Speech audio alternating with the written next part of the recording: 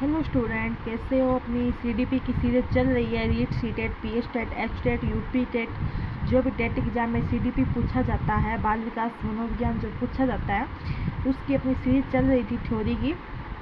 आज अपने पढ़ेंगे नॉम चॉम्स्की, बेंजामिन ब्लूम और सिगमंड फ्राइड के बारे में कुछ समझेंगे।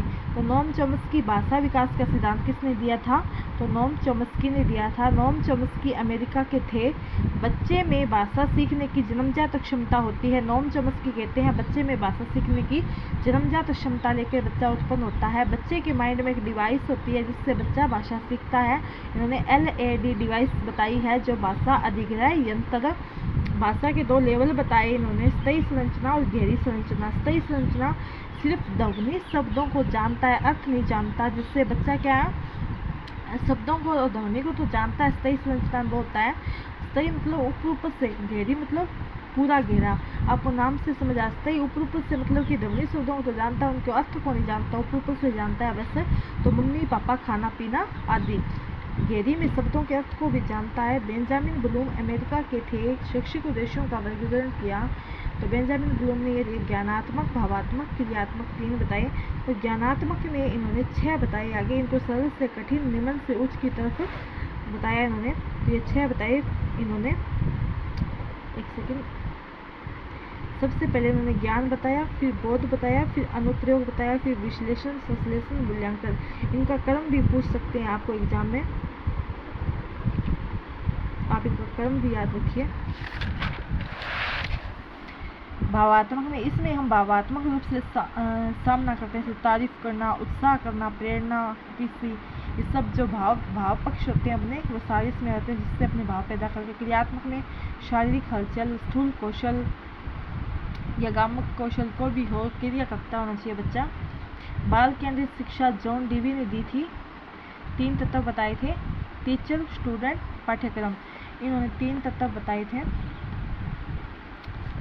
विद्यार्थी, अध्यापक और पाठ्यक्रम। विद्यार्थी इन्होंने कहा था कि आश्रित है दूसरों पे, अध्यापक स्वतंत्र है और पाठ्यक्रम मध्यम है, इसको मध्यम नजर करते हुए पढ़ाते हैं ना। इंडिया में बाल केंद्रित शिक्षा का श्रेय गिज्जूबाई को है। ये क्वेश्चन सीटेट वगैरह हम पूछ लेते हैं कई बार कि बाल केंद्रित शिक्षा का श्रेय किसको है, तो गिज्जूबाई को है। अब अपना लास्ट रह गया मनोविश्लेषणात्मक सिद्धांत। तो सिगमंड फ्राइड ने दिया था। ऑस्ट्रेलिया के निवासी थे सिगमंड फ्राइड। इन्होंने 3 मन बताए थे, चेतन, अचेतन, अर्धचेतन। इससे क्वेश्चन बहुत बनते हैं रीट जैसे एग्जाम में, सीटेट में, ठीक है, पी स्टेट में, एच टेट में, यूपी टेट में। आप प्रीवियस पेपर उठा के देख लेना। तो वहाँ पे 3 मन थे, चेतन, अचेतन और अर्धचेतन। जो चेतन और अचेतन के बीच की अवस्था क्या होती है, अर्धचेतन होती है। चेतन, प्रेजेंट के विचारों से संबंध, जो वर्तमान में है, जो विचार है वो क्या है, चेतन में है। अर्धचेतन, इसे तुरंत ज्ञात नहीं होता लेकिन कुछ समय लेकर याद किया जाता। अर्धचेतन में होता है कि आधा तो अपने जस्ट तो अपने याद नहीं देता, लेकिन फिर भी अपने थोड़ा याद करेंगे, समय लेकर तो याद आ जाएगा। अचेतन, इसमें वे बातें होती है जो हम भूल चुके हैं, याद करने पर भी याद नहीं होती, मतलब समझ गए होंगे। चेतन में तो वो होते हैं जो अपने को प्रेजेंट, वर्तमान में अपने को जो भी याद है, अपने बोल रहे हैं, वो क्या हो गया, चेतन हो गया। अर्धचेतन में अपने को याद तो नहीं है लेकिन अपने कुछ समय ले कि हाँ मेरे याद तो था, ऐसे करके जब 3-4 मिनट 5 मिनट लेंगे तो अपने अचानक से याद आ जाती है बात, तो अर्धचेतन होगी। अगर अपने कितनी कोशिश कर ले, भूल ही गए, याद ही नहीं आ रही, याद करने पर भी, तो वो अचेतन अवस्था में चली गई। तो ये 3 आपको समझ आ गए होंगे। आगे है व्यक्ति के 3 भाग हैं, इदम, अहम, पराहम। इन्होंने बताया था सिगमंड फ्राइड ने, इड, ईगो, सुपर ईगो। मैंने इंग्लिश में भी लिख दिया, इदम, अहम, पराहम, इड, ईगो, सुपर ईगो। तो इदम, इड, इसमें व्यक्ति की शारीरिक व मूल क्षमताएं हैं, ठीक है। इसमें शारीरिक व मूल जो नेचुरल, प्राकृतिक जो होती है अपने को जरूरत, वही है। भूख, प्यास आदि सामाजिक आवश्यकता व नैतिक मूल्यों की चिंता किए बिना इच्छाओं की पूर्ति पर बल देता है। मतलब कि किसी की बिना किसी की परवाह किए इसमें जो मनुष्य की इच्छाएं होती है उसमें बल देता है।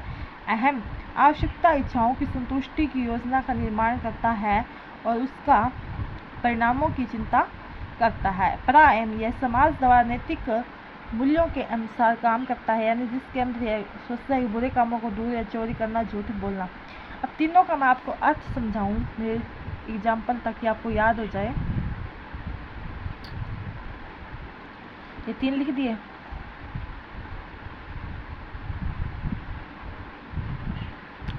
इसमें तो इदम में वो सोचता है कि मैं चोरी करूंगा, ठीक है, लेकिन अहम में वो सोचता है अगर किसी ने देख लिया तो।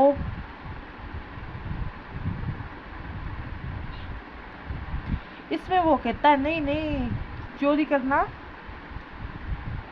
गलत बात है। तीनों में यही फर्क है। इदम में तो बिना कुछ सोचे समझे स्टेप उठा लेता है। अहम में वो थोड़ा सोचता है कि हाँ ये मुझे किसी ने देख लिया तो, और प्रायः में वो गलत साबित कर देता है कि नहीं नहीं, चोरी करनी नहीं चाहिए। यही है।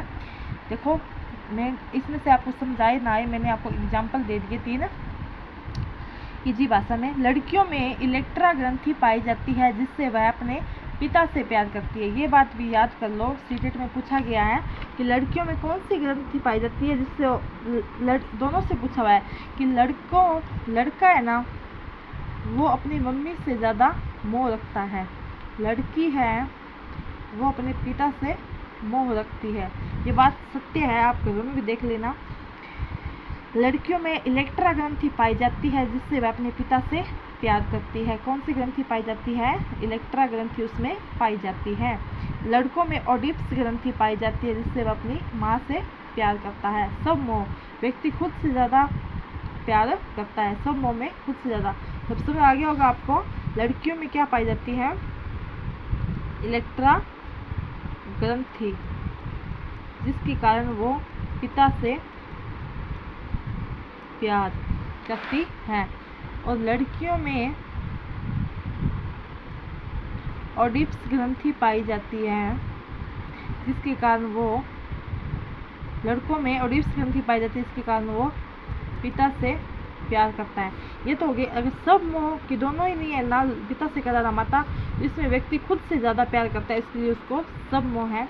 तो आई होप बच्चों आपको समझ आ गया होगा। आज मैंने 3 चीज़ें कवर करवाई है आपको। मैं बात करूँ आपको कि मैंने 3 कौन सा करवाया है। तो एक तो मैंने नोम चॉम्स्की वाला पार्ट करवा दिया, एक मैंने बेंजामिन ब्लूम के वर्गीकरण करवा दिया, एक मैंने सिगमंड फ्रायड की सारी अवस्थाएं भी आपको करवा दी। 3 टॉपिक आपके मैंने क्लियर करवा दिए। शॉर्ट लैंग्वेज में करवाए हैं, ये मेरे खुद के नोट्स बनाए हुए हैं जिससे मैंने पेपर क्लियर किया था, ताकि आपको आसान भाषा में समझ आ जाए।